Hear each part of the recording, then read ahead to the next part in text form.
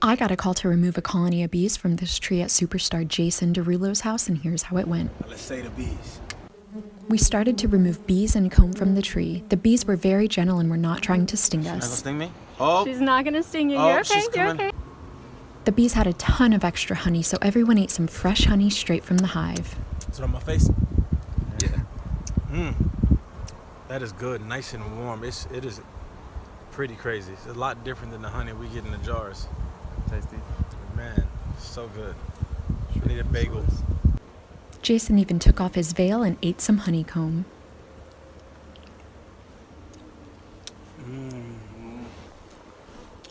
This is insane.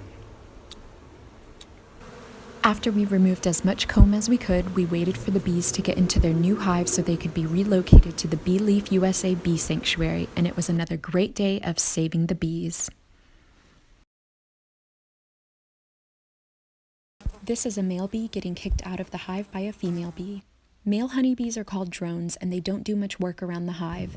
They don't collect food, they don't take care of the baby bees, they don't build the hive, and they don't defend the hive since they don't have stingers.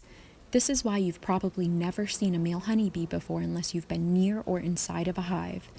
Male bees only have one job, to mate with a queen. So when mating season is over and winter is coming, the worker bees force all of the drones out of the hive. Sometimes they chase them out, sometimes they drag them out. But once they're out of the hive, the male bees will either starve or freeze to death.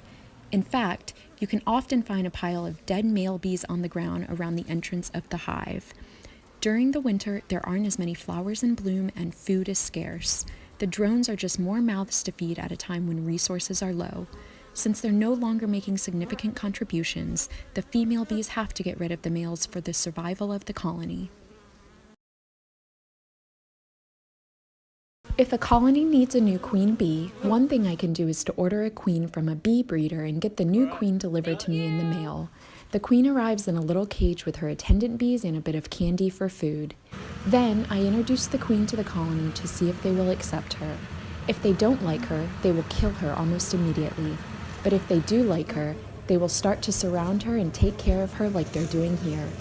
The queen bee doesn't do anything for herself so that she can focus on her one job, laying eggs. She has a group of attendant bees that follows her everywhere. They clean her and feed her and take care of all of her needs. Bees had been living in this backyard shed for at least 2 years. The landlord wanted to call an exterminator, but the family who lived here wanted to save the bees, so they called me. When I lifted up the floor, I found a huge hive full of gentle bees. The hive was so big I had to remove another section of floor to access the entire thing. Then I started removing the hive. Whatever I removed from the original hive went right into the new one so the bees would have everything they need to survive. After I removed all of the comb, I started scooping bees into the new hive. As soon as I put the bees by the new hive, they marched right in. Then a stream of bees began running out from under the floor into the new hive. So I waited and watched to see if I could spot the queen bee in the crowd. After about 15 minutes, she appeared, so I put her in a clip to keep her safe. Once the queen was in the new hive, some bees began sending signals to help the other bees find their way home. I left the hive overnight, and by the next day, the entire colony was in their new home, and it was another great day of saving the bees.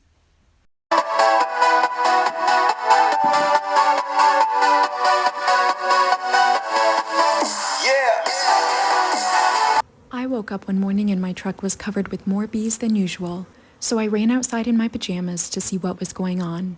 A swarm of bees that I caught the night before was leaving their hive and swarming again. I tried to offer their new hive back to them, but they weren't moving in very quickly, which told me that they wanted to go somewhere else. It was a race between me and the bees. I had to find the queen before the bees found a place to fly off to. After a few minutes, I found her. I put her in a clip to keep her safe, but before I could put her in the new hive, I had bees swarming to her in my hand. As soon as I put the queen in the hive, the bees began to go right in. I still had some bees on my hand who weren't leaving because they could still smell their queen on me. So I shook them off so they could find her. Within minutes, the entire colony was rushing to get back into their new hive. You can see how fast they were moving and how the queen was covered in bees. I waited for all the bees to get into their hive, and it was another great day of saving the bees in my pajamas.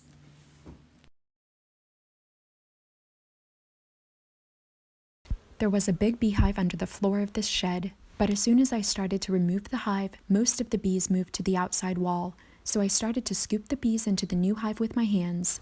As a professional beekeeper, I've learned how to read the bees' behavior, and I could tell that these bees were calm and did not want to sting me. They just wanted to get into their new hive. So I kept scooping bees off the wall while looking for the queen bee. When the bees are gentle, I prefer to wear as little protective gear as possible. The less gear I'm wearing, the more dexterity and agility I have. After scooping most of the bees off the wall, I didn't see any signs of the queen. So I went back in the shed to look for her, and there she was, surrounded by her attendant bees. I put her in a clip to keep her safe, and as soon as I put the queen in the new hive, all of the other bees followed her pheromones and went into the new hive on their own. I waited for all the bees to get into their new home, then I closed up the hive, and it was another great day of saving the bees.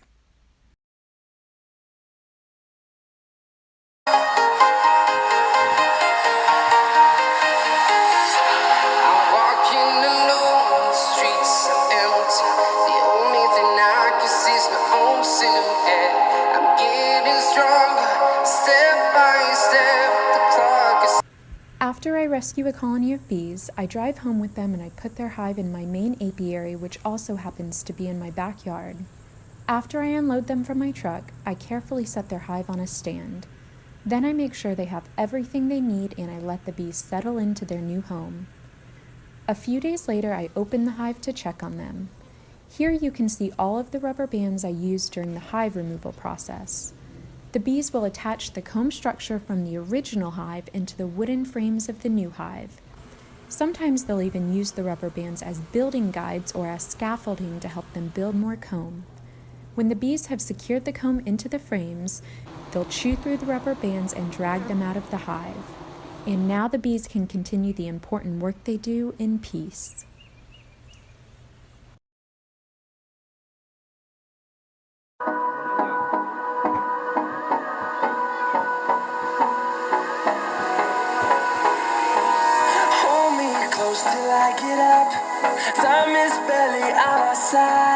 I got a call to rescue a swarm of bees, and here's how I did it. When I showed up, I found a beautiful swarm hanging off the side of a branch. So I set up their temporary transit hive, and I used my garden shears to carefully cut through the branch they were hanging on. When honeybees are in swarms like this, it means they're looking for a new place to live and just taking a little break on their search for another hive. This is because the queen bee is actually a terrible flyer, and she needs some rest while traveling. Swarms of bees tend to be very docile since they don't have resources like brood or honey to defend. So to get the bees and the queen directly in the new hive as quickly and carefully as possible, I gave the branch a few good shakes and the colony fell right in. Bees have pretty tough exoskeletons, so the short drop doesn't harm them at all. They were happy to have a new place to live and started to settle in the hive.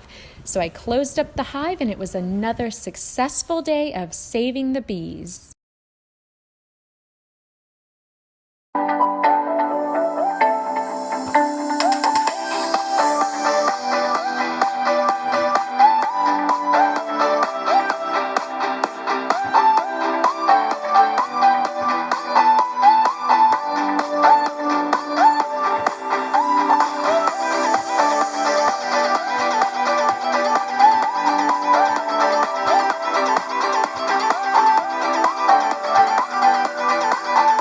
I got a call to remove a colony of bees from this backyard compost bin, and here's how I did it. First, I started to carefully remove the comb structure of the hive. I fit the pieces of comb that had baby bees and the bees' food into wooden frames. Next, it was time to start scooping bees into the new hive. I always wear protective equipment when I need to, but since I work with bees almost every day, I've learned to read their behavior and could tell that these bees, like most honeybees, were very gentle and would not try to sting me. So I kept removing comb and removing bees from the bin, all while looking for the queen bee.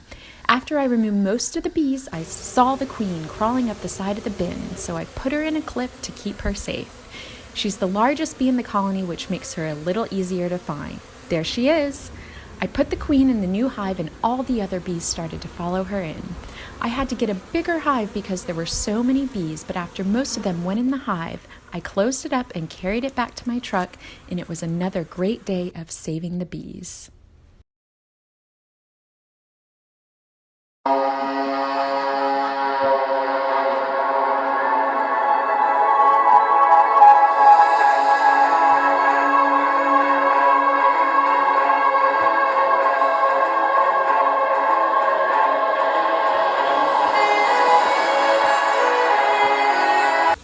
got a call to remove a colony of bees from a compost bin, and here's how I did it.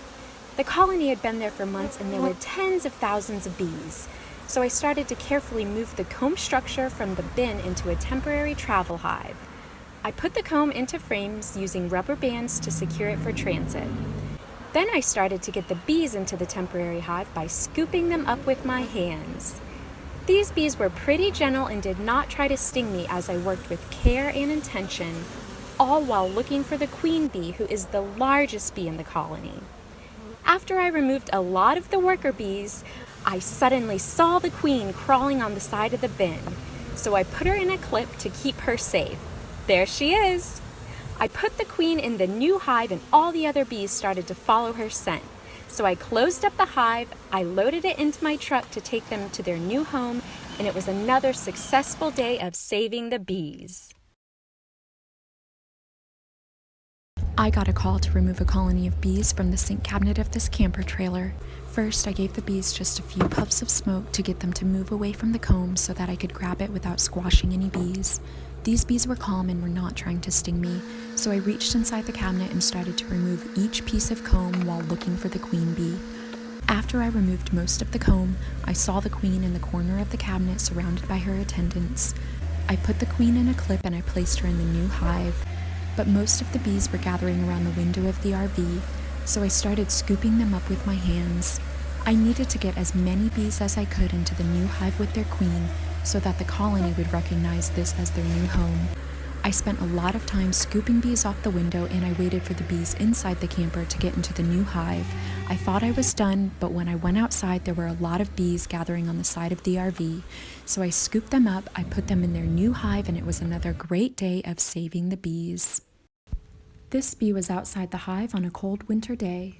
She wasn't moving, so I picked her up and I put her in my hands. I gave her a few breaths of warm air and I waited as the heat from my breath and from my hands warmed her body. Honeybees survived the winter by clustering together inside the hive to keep themselves and their queen warm. But when a bee gets too cold like this one did, they become paralyzed and they enter a sort of chill coma. During this state, they lower their body temperature and metabolic rate to survive the cold without food. If a bee stays too cold or in this state of paralysis for too long, it can die. But if the bee is able to warm up like this one did, movement will slowly start to return to its body and it can survive. Once this bee was able to walk, I put her back where I found her and she returned to the warmth and safety of her colony. Here's how I removed a beehive from a backyard shed. The bees were living under the floor. I found the hive entrance, but to see the size and location, I used my thermal camera. Then I cut into the floor where the bees were located. I carefully lifted the piece I cut out and discovered a beautiful hive full of honey. Since the bees were gentle and it was over 100 degrees out, I took off my veil, enjoyed some fresh honey, and went to work removing bees. I scooped the bees into a temporary travel hive while looking for the queen. As a professional beekeeper, I've learned how to read the bees' behavior and could tell that these bees would not sting me. Next, I removed the comb structure of the hive that had baby bees and food, and I put it into frames so that the bees would have everything they need in their new home. Suddenly, I saw the queen surrounded by her attendant bees. I put her in a clip to keep her safe, and all of the other bees followed her into the new hive. So I closed up the hive, carefully picked it up, loaded it into my truck to take the bees to their new home, and it was another great day of saving the bees. These bees were building a hive in a water meter box in someone's front yard. I was called to remove them, and here's how I did it. The first step was lifting the lid of the box up. As you can see, there were a ton of bees. They had been starting to build some honeycomb right on the lid of that box, so I gently set it down. There were so many bees, but the most important bee was the queen, so I needed to make sure I got her in the new hive. So I decided to give that top a few shakes, and all the bees fell into their new hive. I set down the lid and I would start to look for the queen, hoping that she fell into the box when I gave that lid a few good shakes. I thought I saw her, so I searched a little more. Do you see her? There she is. We got her.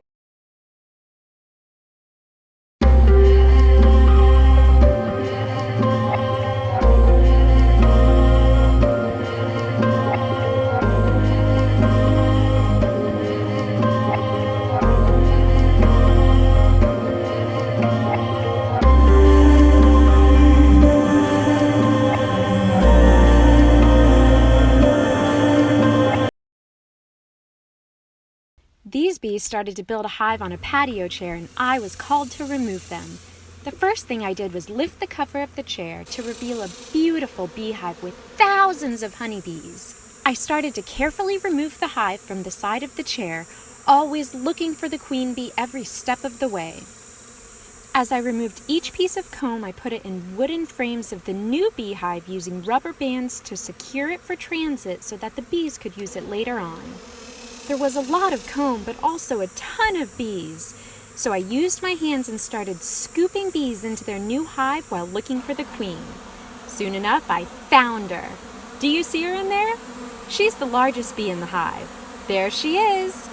I put her into the new hive, and all the other bees started to go right in since they wanted to be with their queen. And this was all actually on the second story of a house, so I used some rope to lower the hive to the ground, and I saved the bees. Come and fly away with me. Come and fly away with me. Come and fly away with me. Come and fly away with me. Come and fly away with me. Come and fly away with me. Come and I got a call to remove bees from one of the weirdest places ever, this toilet. The bees had been living in the tank of this toilet for years, and they filled the entire space with comb and had no room left to grow. So I got to work removing the hive. Everything I removed from the original hive was safe for the bees to have in their new home. Here's what the comb looked like. This piece had honey at the top, pollen below, and brood on the bottom. I spent a lot of time carefully removing each piece of comb. This was a happy and healthy colony of honeybees, and they were not stinging me at all. After I removed all of the comb, the toilet was still full of bees, which told me the queen was in there. Suddenly, I saw her crawling up the side of the tank. I put her in a clip to keep her safe, and I placed her in the new hive. Then I made a little bee bridge that led straight to the queen so the bees could easily get to their new hive. It worked, and the bees marched right in. After the bees started to recognize the bee box as their new home, I closed up the hive, I waited for the colony to move into the box, then we drove home, and it was another great day of saving the bees. In honor of World Bee Day and Guerlain's $1 million commitment to bee conservation, here are a handful of my favorite facts about honeybees. Did you know that you've probably never seen a male honeybee before? That's because over 90% of a colony's population is female. Female bees are called worker bees for a reason. They do all the work for the hive. They collect food for the colony, they build the hive, they raise the baby bees, and they take care of the queen bee. The UN has designated May 20th as World Bee Day, but you can join me and companies like Guerlain who give back to bees every day. Guerlain has committed $1 million to protecting bees.